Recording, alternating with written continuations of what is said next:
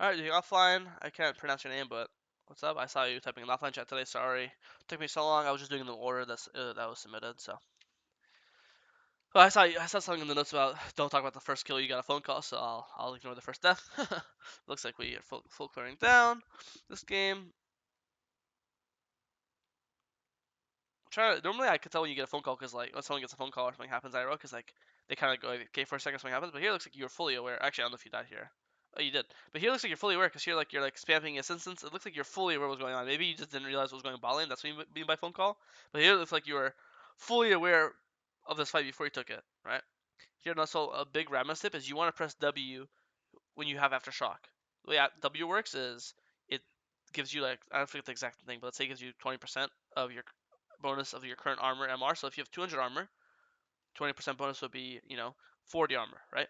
If you have 100 armor, 20% bonus will be just 20, right? So obviously the more you have, the more you'll get. When you proc aftershock, you see like level one, well, not level one. Before you proc aftershock, like your armor is 45. When you proc aftershock, you get 80, right? So if you click the W at 45, you get let's just say you get 10, so you get 55. If you click armor W right now, you'll get obviously way more. So you want to click W when you have aftershock, but like you click W, that's like aftershock, and right, and it expired, and now you click W. So you see you got way less resistances than you normally would. So you really want to make sure to always click W when you proc aftershock. That's like a Rammus rule. So I mean, I'll believe you. You said the phone call, but nothing about this looked like a phone call to me. You died 1v1, and you looked very fully aware of this. Like you're spam pinging, like you look fully aware of you wanting to take this 1v1. So I think you should E way earlier, you should W way earlier, and then I think you should look you win this, or at the very least not die. So yeah, but all good. I'll just take your word for it and say phone call, but still important lesson to learn with the aftershock W. Okay, full clear down again. Here you should know that Wukong's probably on his Krugs because you guys both cleared down. You know that because you obviously met him at Crab. So here you should not be surprised to see the jungle on bot side too. You ward this. I like. Don't again. You cannot start it because he'll be here. You go to respawning camps. Wait for the camp to spawn. You see Wukong bot side. Here you should pan your camera. If you see him pulling dragon, technically you could just go red to dragon and contest it. Also, if you want to give it, you could just do red. And here I would not go Krugs. I would go red to his blue and take his blue, right? Because again, you know that you both clear downwards. You know that because you both show up at Crab at the same time. So that means your red spawns when his red spawns. Your Krug spawn when his Gromp spawns. So if he's doing dragon right now, why aren't you taking his blue and his Gromp, right? Or his wolves? You can literally take them all. You're also such a fast champ because you're queuing your tab eyes that you would have been on these camps a long time ago. So I think it's either you fight the objective or you trade. But here you didn't either. You didn't fight it, and you didn't take a scamps. You're just doing nothing. So I think this is really bad. Okay, do our full clear base. Okay, you're kind of just doing nothing. Rammus is a ganker. He doesn't, tanks don't really scale well. Tanks want game stand early, so you really want to be like being proactive. Like I'm not even saying for you to spam gank. I just want you to. You're not looking at lanes. Like let's say mid's gankable right now. I'm not saying it is, but let's say it is, right? I won't even skip for it. I'll just play normal speed. Let's say mid's gankable right now, but you don't even look mid, so you have no idea. Is Vel'Koz half HP? Is she full HP? Is she hugging right side? Is she hugging left side lane? You don't know any of these things because you're not looking, right? Let's say Vel'Koz is 1% HP right now. Why couldn't you just press Q, Ghost, and ult on her, right? There's no reason why you couldn't. She dies. If she's full HP, you obviously wouldn't. Let's say sending a bot lane. Why, if Blitzcrank and Nyla's 1 HP right now on her tower, or like 10% or 20%, why couldn't you just do blue? And instead of basing here, you just run straight bot. Q, Ghost, ult over the wall, and just dive their bot lane, right? So you'll never know if lanes are gankable if you're not looking. That's why looking at the minimap, looking at lanes is probably number one most important thing as a jungler. Look, in the last 40 seconds, you haven't looked mid once, you haven't looked bottom once, you haven't even looked top once. So if Nilo is gankable right now, or diveable, or Vel'Koz is gankable, you would never know. And your champ strength is, ganking. That's one of your big strengths. You press Q, you have 800,000 movement speed. So champ like Vel'Koz, who's a mobile, has no way to avoid your Q. If you just Q at them, how is Vel'Koz supposed to avoid it, right? In this case, you base to go to your camps, but your camps are all down, so you're just here doing nothing. And look, boom, bot lane's fighting, right? So why couldn't we be bot lane instead of blue into recall? We could have done blue into bot lane, and here bot lane's fighting 2v2, right? So you'd be there and you'd probably save Jhin, kill Nyla, right? And then you'd base, and then you'd probably still be on time to your Krugs, because here obviously you were early. So I think you really have to look at the map way more. You have no information. Is mid fightable? Is bot fightable? This is the first time we're actually looking at a lane. Like, oh shit, there he's fighting Zed. That's cool. And now because we looked, we're thinking, oh, maybe he's gankable. right? Here you end up going for Raptors instead, which I think is chill, but you get the idea. You're not looking at your lanes, even close to enough.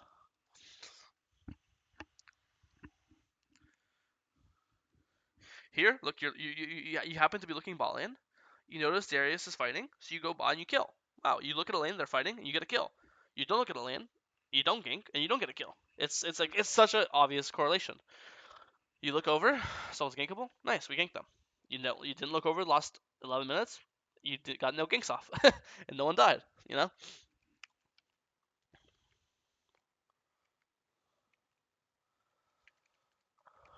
Okay, clear downwards, play for dragon. Now we play for trade. I'm glad you did this. We should have done this for the first dragon as well, but I'm glad you finally did this at least now, right?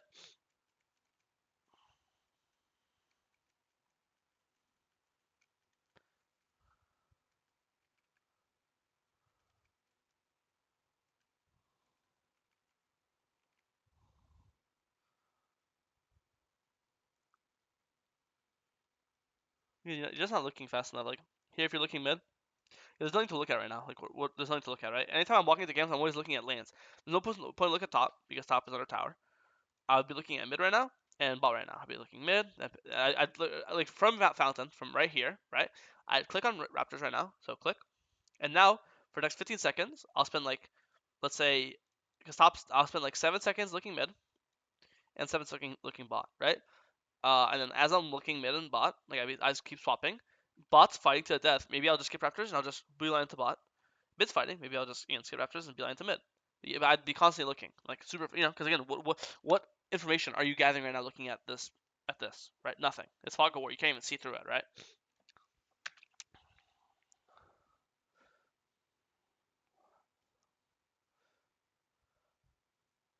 If we saw the insta coming and you started, you could be ulting on this Wukong.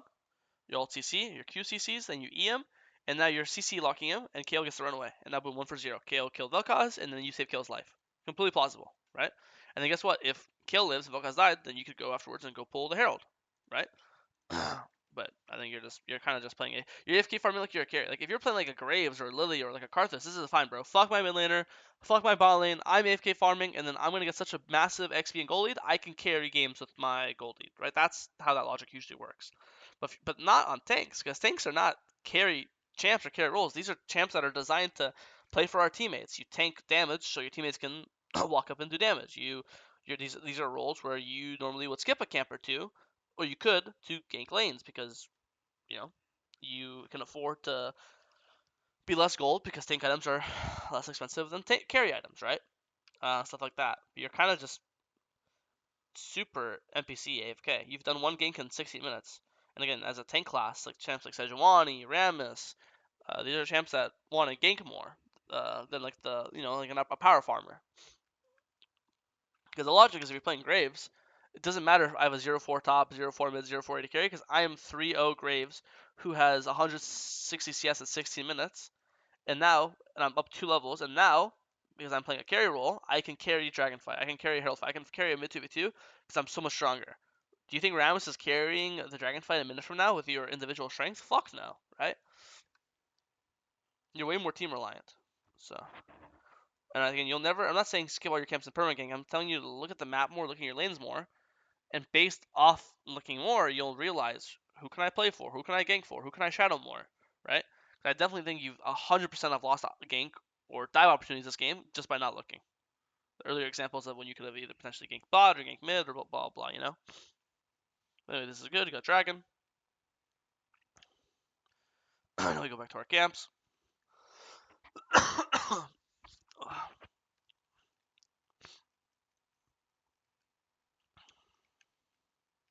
For example, like I see Darius pushing here, right? In a second, Darius pushing. So you could probably go Krugs and just gank this Darius. He has no tower either, so he's like super pushed up. He has to run all the way here with Ghost and Q and tier 2 boots. You could definitely catch up to him here and press. You have E. He's 0-5, so he's gonna die. You press E, you press Alt, press Q. You have three different forms of CC. Q CCs, E taunts, Alt knocks up, right? Or actually, I forget all CCs, but even just QE does too, right? So okay, we know mid's fighting, so we come mid to help out. End up alting nothing, but it's fine.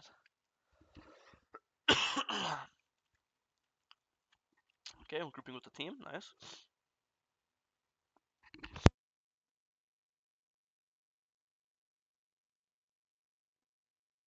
No, I mean, even though you're not like, doesn't look like you're doing much. I'm happy that you're grouping with the team. So if the fight would turn sour or something bad happen, then you'd be there to help out your teammates right there. That's good. I want to play for objectives. Dragons in a minute. Base now. Play for dragon. Looks good. Started on spawn. Nice. It looks like your team just ends up being better and they won this game. But I do think that it's really important that you look at the map more. And again, early game there was the trading. You could have potentially taken his blue and ground when you got the first dragon. And I think again most of your problems just by you're simply not looking at the map or your teammates nearly enough. I'm not even telling you to gank bot or gank mid. I'm telling you to look so we know if they're gankable or not. But if you don't look, you'll never know. You're just gonna be guessing. When you gank, and it works. It's gonna be by luck. If you gank, it doesn't work. It's gonna be again it's gonna be random. So you need to gather way more information. That's the biggest takeaway in this VOD by far. If you have any questions, obviously you have my Discord. Obviously you've been typing to me here. Where was it? Yeah, here. But whenever again, just you could type in here or you could just DM me on Discord and we can talk about it. But that's I think really the most that I have for you. So hopefully that's helpful. Goodbye.